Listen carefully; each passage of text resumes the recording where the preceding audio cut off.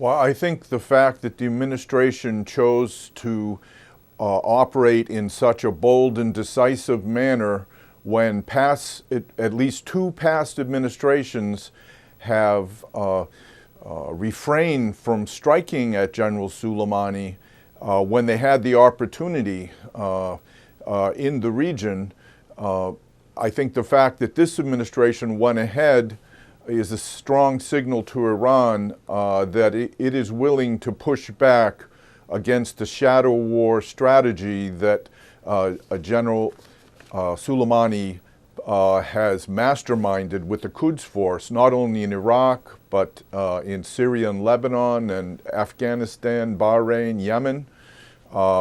This is a sign that if Iran chooses to escalate further in Iraq, then it can't anticipate exactly what the U.S. will do.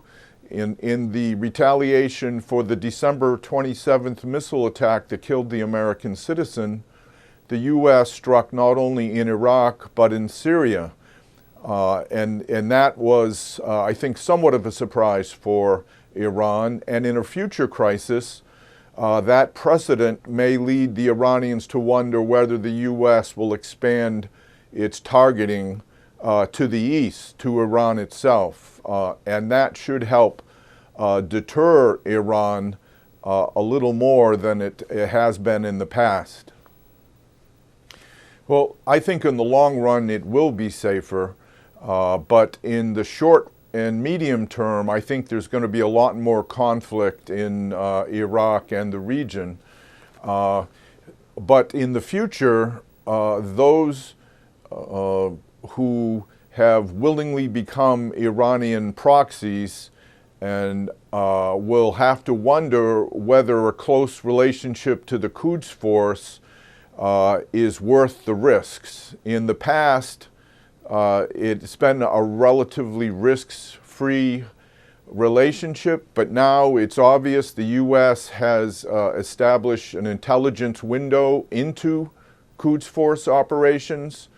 The U.S. intelligence repeatedly has warned about impending Iranian operations, and in this case took a preemptive move against those operations. So I don't think the Europeans are going to be happy about it. I think they have chosen appeasement of Iran, and they are still trying to save the nuclear agreement, which is dead but not buried. And I think that's a zombie policy that cannot succeed. Yeah, I think it's very difficult to say that this would have a major impact on Iran's attempts to manipulate Iraq's political leaders. But I think at least it will disrupt Iranian efforts to intimidate Iraqis.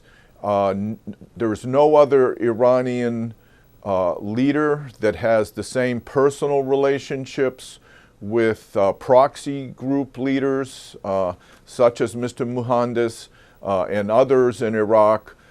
So that could damage Iran's ability in the short run.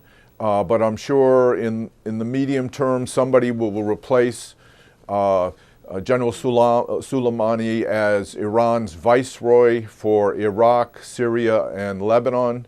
But I doubt that person will be as effective as General Soleimani was.